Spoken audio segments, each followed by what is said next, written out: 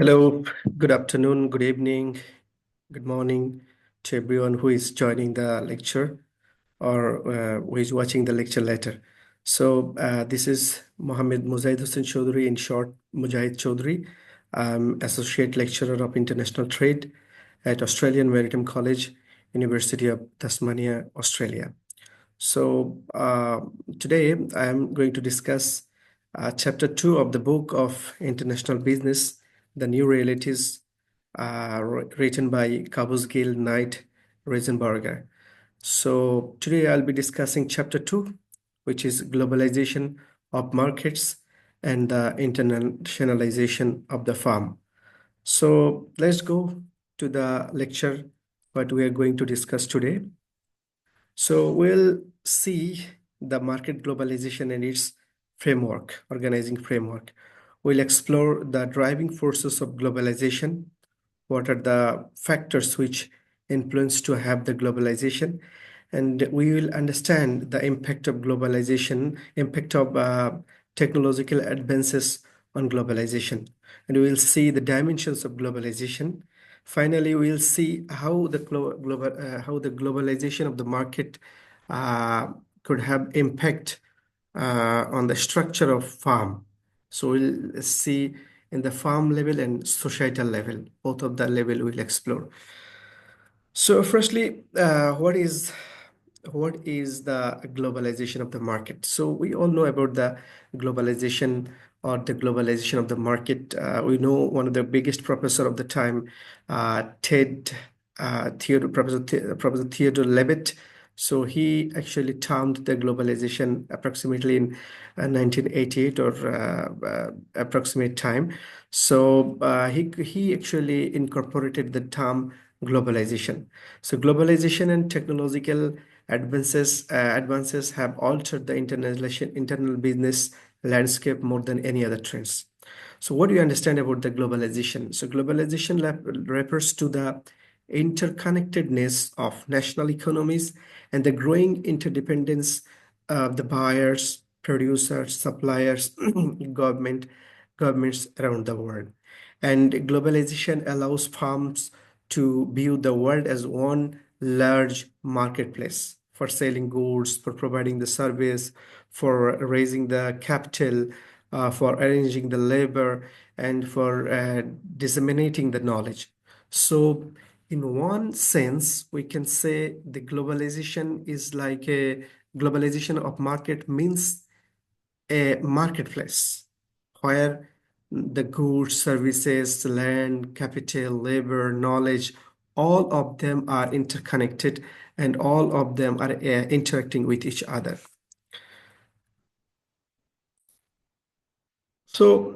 Just to give you an example, I have incorporated this lecture, this slide. Actually, it has been taken from the Jinkota and Ronakainen books, and then it is like each locally is spent globally. So in this book, in the chapter 1, page number 11, the authors incorporated a picture, and it's actually a picture of the burger. So if you just check the burger, and you will see the sesame seeds of the burger in Ukraine, which is sold in uh, Ukraine's McDonald's shop. So it has been consisting the ingredient from six different countries.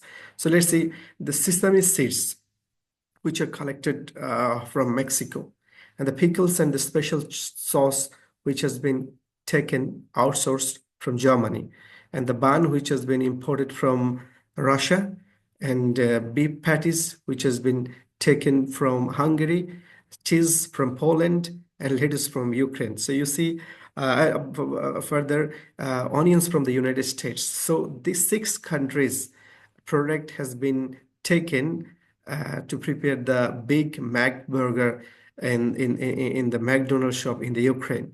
So it gives an example of the globalized market where we use our smartphone. So if we see with our smartphone. Let's say I use iPhone. So you will be astonished to know that iPhones, different items are taken from 43 countries, and we know iPhone is assembled in China, but iPhone needs chips and then glasses and different items iPhone needs. So Apple takes it from 43 countries. Let's say in the morning you come to the university by your Mazda car or Volkswagen car or Toyota car, which is from Japan or from Germany or from England or from Sweden. So we are in an environment of, excuse me, we are in an environment of the globalization of the market. We know or we don't know, we are circumspected by the globalized market. So let's have a look on the phases of the globalization. So the globalization's phase has been divided into 5 phases. The first phase, which is from 1830 to the late 80s, and the second one is from 1930. The fourth one is from 1948 to 1970, and then fourth phase is from 1980 to 2006, and from 2007 to the present time, we call the fifth phase.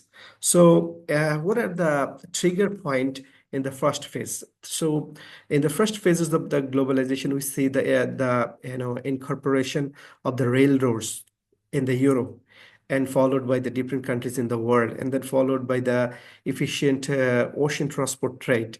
So ocean transport trade was very historic, but at that time it gets a momentum in the first phase of the globalization.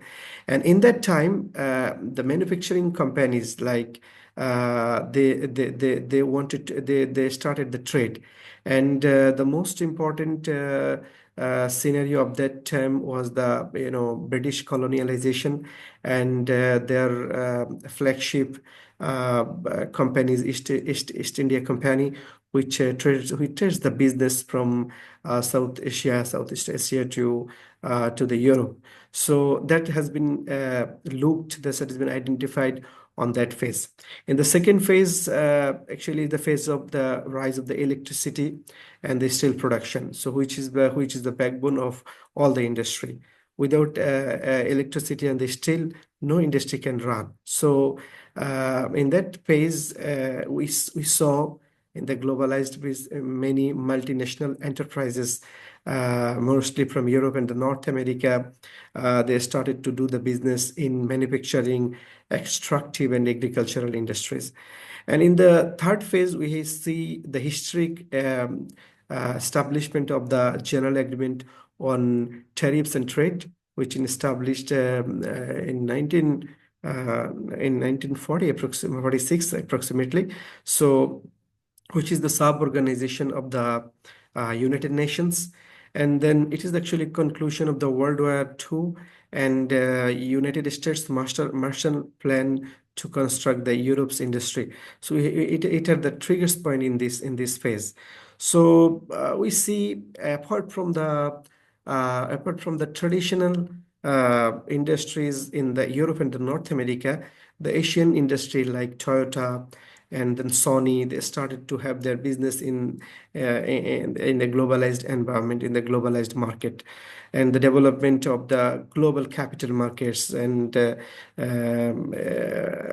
different trade names and blocks, they started to come in action. So in the fourth phase, we see the privatization of the state enterprises, and then revolution in information and communication industry, then revolution in the transportation industry. So this phase is very tremendous because it has a landscape changes from the previous phases, because the incorporation of the technology, incorporation of the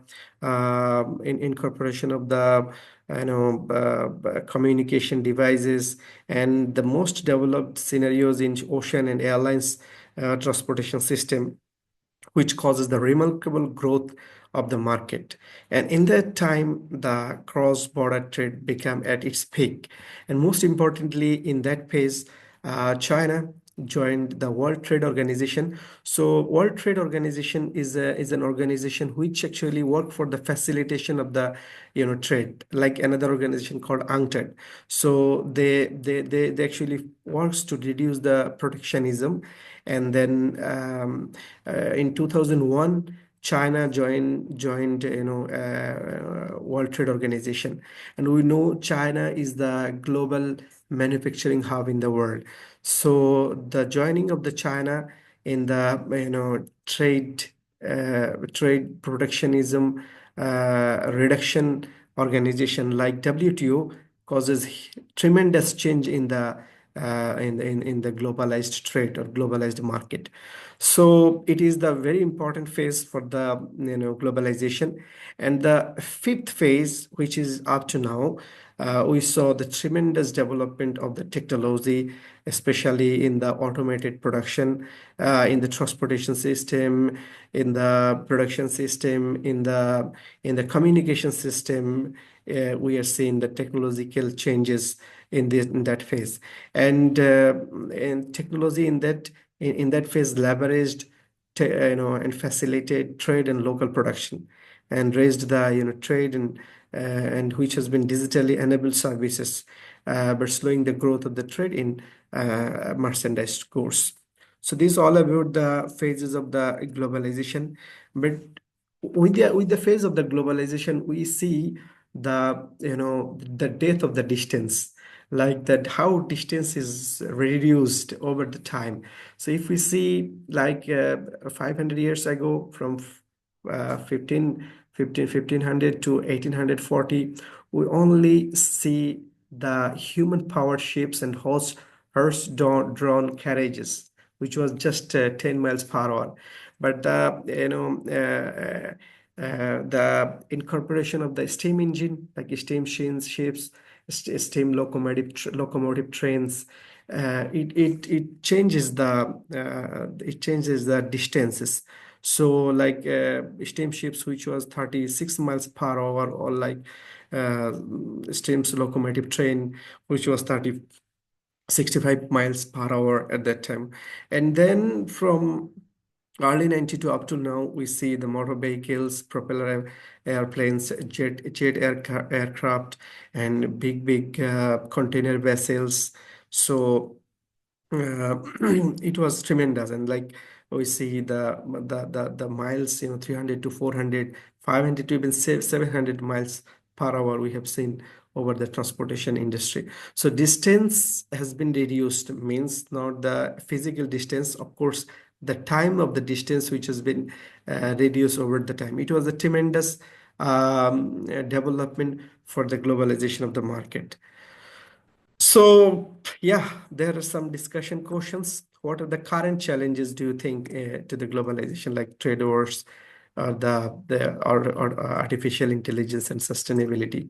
What do you think? So this is the question, food for thought for you. What are the current challenges of to the globalization? And then another question to you: how do ongoing trade wars? We see trade wars between China and the U.S., trade war between Europe and and Russia. We see traders among different Arab countries with some American country, some North American countries. How do ongoing trade wars, and the rise of the protectionist policies impact global supply chain and international trade relationship? So these are the questions for you as a food for thought. So let's have a look on the driving forces, driving forces of the market globalization. As we discussed in the beginning, that we'll be discussing about the forces which actually drive to have the market globalization. So there are five drivers we found. One is the reduction of the barriers. So over the time, we have seen the reduction of the barriers from the different countries. Like I discussed about China, So they reduce the reduction of the barriers. And so we'll have a look elaborately in the upcoming slides. I just give you an idea. And then market liberalization and adoption of the free trade, like China, India, and elsewhere. So in these are the driver, like industrialization, economic development, and modernization. So these are also the driving forces for the globalization. And then integration of the world financial markets. So world financial market has been integrated by way of capital market, and then investment, foreign direct investment, venture capital. So this has been integrated with the world financial market. And most importantly, the advances in the technology. So what are the dimension? So dimensions means the steps or the levels of the market globalization. So the first one is the integrated and the interdependence of the national economies. So the national economies has been integrated and started to depend on each other. And then the rise of regional integration blocks like European Union, then NAFTA, which is the nowadays US, MCA, United States, Mexico, and Canada. So like SAFTA, South Asian Free Trade Agreement, ASEAN, Association of the Southeast Asian Nation. So these are the blocks which actually gives rise to the economic integration. So this is also facilitating the market globalization and the growth of global investment and financial flows. As we discussed, these are also the dimensions for the globalization. So the buyer's lifestyle and preferences. So the buyer's lifestyle and preferences become converged due to the social media and the easiest way of communication devices. So people, let's say in the South Asian people, they don't used to have the idea of eating burger, but because of the social media and the which facilitated the globalized market, and South Asian people started to have the burger. So which is not normally the food for the South Asian people, but because of the globalized environment, people started to converge with the culture and the lifestyle of other countries. So the globalization of the production activities, Japan, incorporated their production in different places. US incorporated their production in different places. So which actually also helps to have the globalization and the globalization of the services like e-commerce, software services, and then hospitality services. These are becoming these are becoming the very good indicator for the globalization. And what are the consequences the globalization have on the farm level, and what are the globalization have on the societal level? We will be looking for this in the upcoming slides. So if we see the relationship between the trade and the GDP, so GDP is the gross domestic product, which is the annual gross production within a country's periphery or the boundaries. And we will see the trade like here, the merchandise which has been exported. So if we see, let's say, in the North American category, we see the US. We see US they have the, sorry. So we see US, which is having the uh, uh, in US dollar 25,990 billion US dollar, US dollar of the GDP in 2000 21, and 2011 17,400. But in terms of their trade, they are less dependent on the exports of the merchandise. But if we see if we see the the Europe and Central Asia, so we see they are little bit different from the merchandise trade.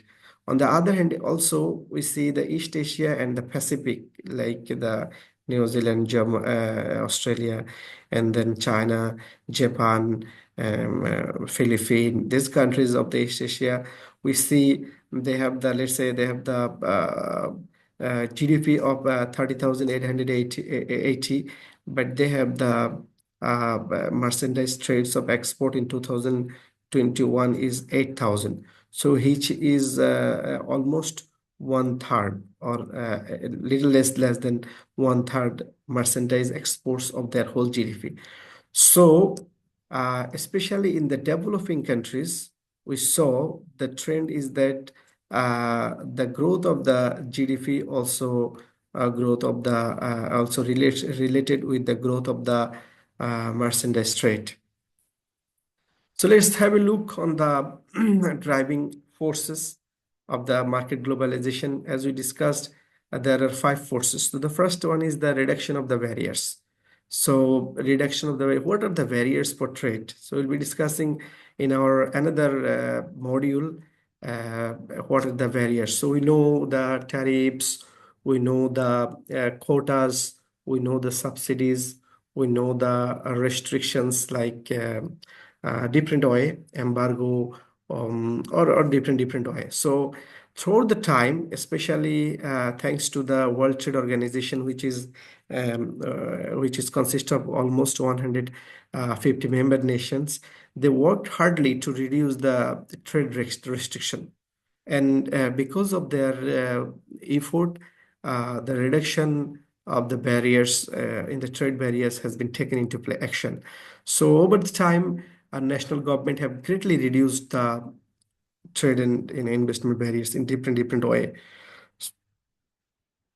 And another way about the market liberalization and the adoption of the free markets.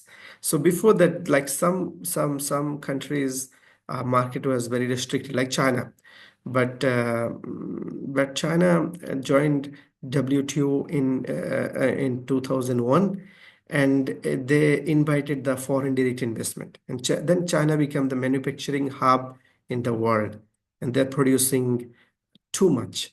So the liberalization policy, even like Vietnam, they also becoming marketplace for the production. Intel, and then very big companies they are investing in China, in Vietnam. So in India, especially for the in IT outsourcing, they invite in 1992 they have the reformation, Indian industry reformation, and which helps to have the liberalized market. So this actually helps to form the free market in China, India, and other nations, which is about one third of the world to for the free trade. So these are the two driving forces: the reduction of the barriers and the reduction of the barriers, and then another is the liberalization of the market and the adoption of the free markets. So another driving forces are the industrialization and economic development and modernization.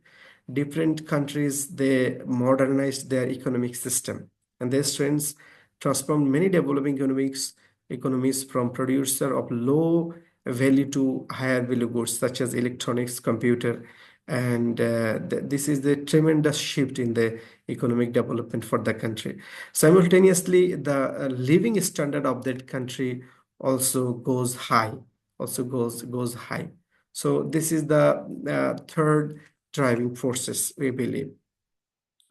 So let's have the gross national income, which is another indicator to see GNI, which is another indicator to gauge the economic development of a country.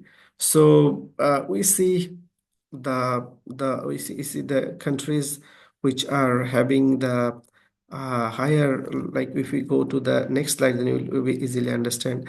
If we see the countries which are having the 20,000 yearly US dollar or more, they are having the defuelo, and then followed by 8,000 to 19,999 and this and that. So we see Australia, and then the Europe countries and the Middle East, like Saudi Arabia. So they are having the gross national income very high, and also in the United States. So yes. So this is actually gives the idea that the market, market industrialization, which gives rise to the market development. And then we'll see the integration of the world financial market, and like which enables firms to raise capital, borrow funds, engage in foreign currency transaction wherever they go. Bank now provide a range of services that facilitate global transaction.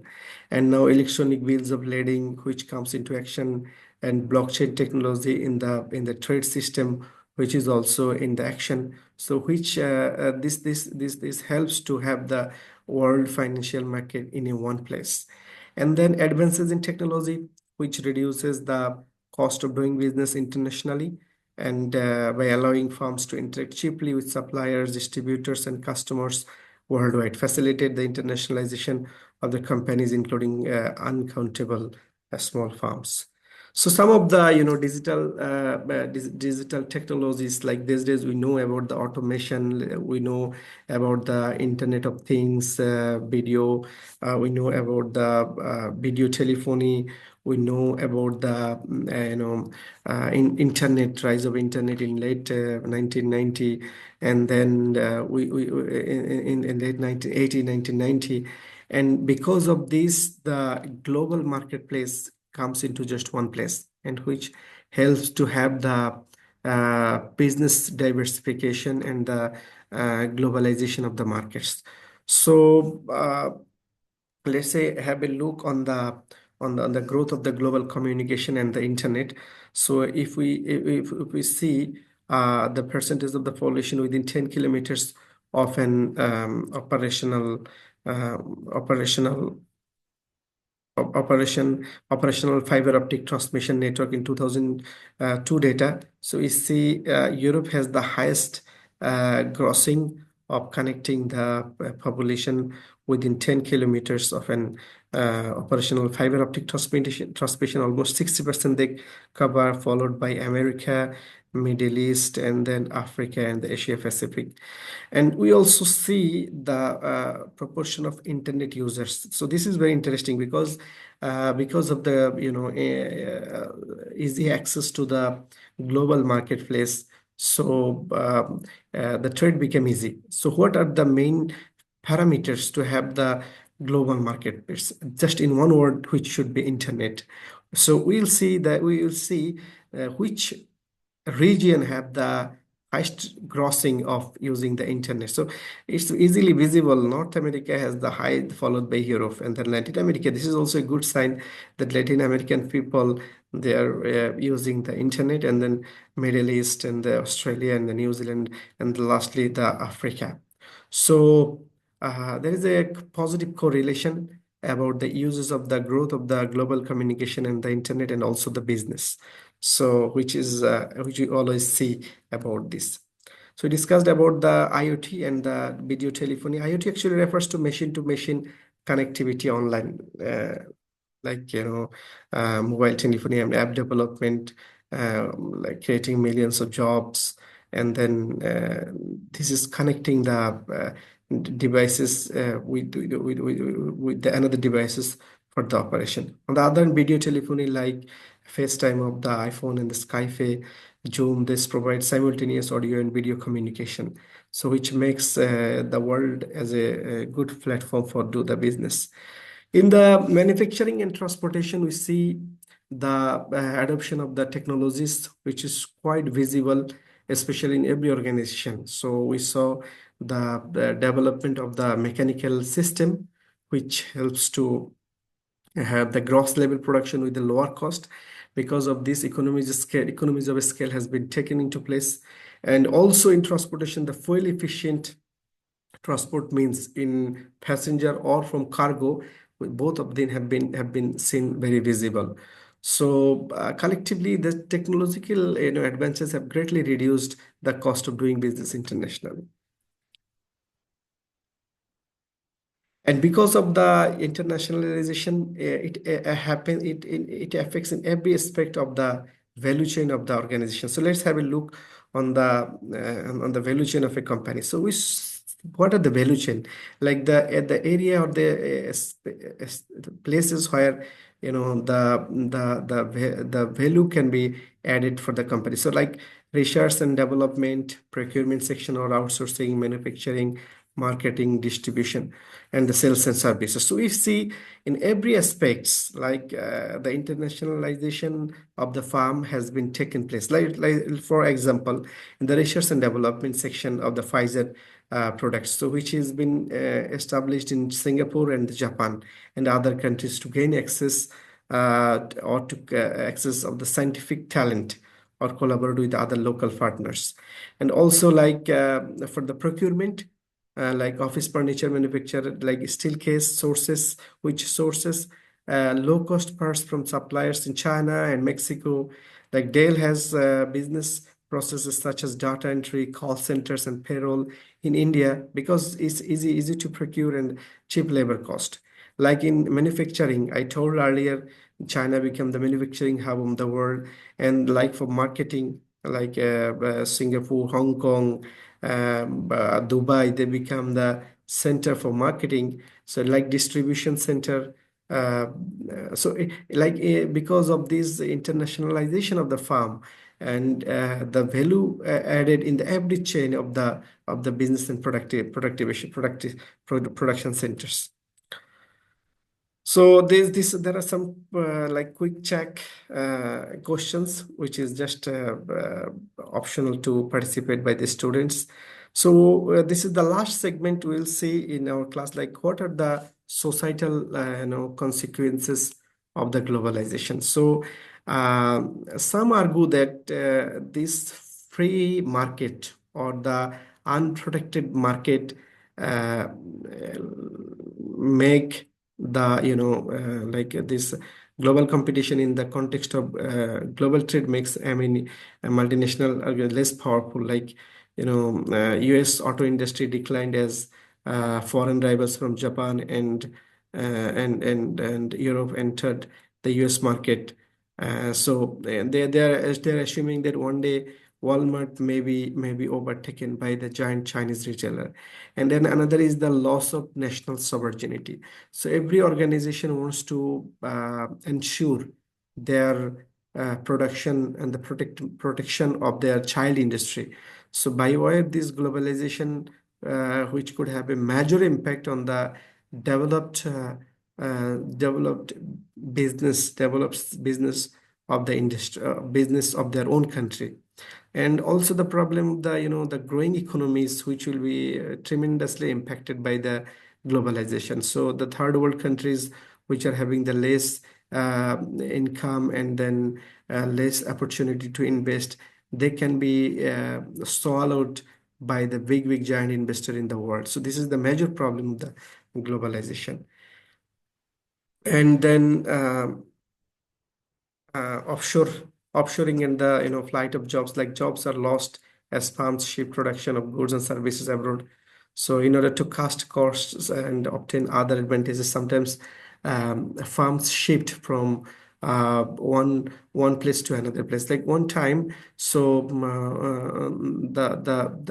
the US government started to impose the higher taxes on the import of the sugar. So to protect the sugar production in the US, very interesting story. So over the time, it has been found that because sugar is related with many production centers, especially for the chocolate industry. So over the time, it has been found that the chocolate price could go higher, which which could impact the buying capacity of the local people of the US. So that's why chocolate companies moved their production from US to Brazil, because Brazil has a lot of sugar. On the other hand, they don't have any need to import sugar to their production center in the US. So the productivity of the chocolate has gone out from the US to the Brazil. So the US people lost their job. So which is actually a very good case of like the sometimes giving access to the globalization and globalized market, and also restricting them. So this is the problem. And then effect on the poor in poor countries. While globalization creates jobs and raises wages, it also tends to disrupt local job markets. So that's what I have discussed earlier. So many people in India are losing jobs as the hand woven textile industries is being, gradually automated. And that's how many people lost their job in the textile industry in India. So this is an example of the Nike's foreign factories. So just to show how Nike's have, or are operating their industry in the globally. So Nike has more than 100 factories in Asia, Latin America, and elsewhere. Nike was criticized for paying low wages and operating, sweat shop the condition which is not good for the workers, un, uh, unhealthy, or not maintaining the labor rights, this and that. So, however, consideration must be given to the other choices available to people in those countries, and Nike and many other MNEs have taken important steps to improve the working condition in foreign markets. So we'll see the average annual GDP growth rate in selected countries. So because the growth rate of GDP, and from the research that has been found, the growth rate of GDP has a positive correlation with the trade. So this has been found that the countries which are having the positive annual growth rate. So changes of GDP, we saw the advanced economies, which their changes are very low. Sometimes if we see the green dotted line, which is showing here, they started from the 4% growth rate, and in 2009, because of the fiscal recession, it has been decreased, and then also up and top. And the world has the middle level, and the emerging markets like Brazil, like India, Vietnam, China, they are having they're having the good GDP growth rate. So because I mentioned here of the annual GDP growth rate, because it actually provides the understanding of the uh, much higher development of the growth rate and the trade. So societal consequences, these have also, because of the sustainability and the natural environment, globalization is facing the problem from the energy perspective, for the environmental perspective, because this, like, from globalization harms the environment by promoting industrialization and other activities, so which generate pollution, habitat destruction, and other environmental harm. So as example, China and India have industrialized, and air and water pollution have become a major hazard. So these are the consequences. So this is all for today's lecture. So overall, we discussed about the globalization and its impact on the globalization, and the dimensions of the globalization, and drivers of the globalization, how it impacts the trade, and how international trade will be shaped by the globalization. So that's all for today's lecture. I wish you all good luck, and request all of you to participate my next lecture. Thank you.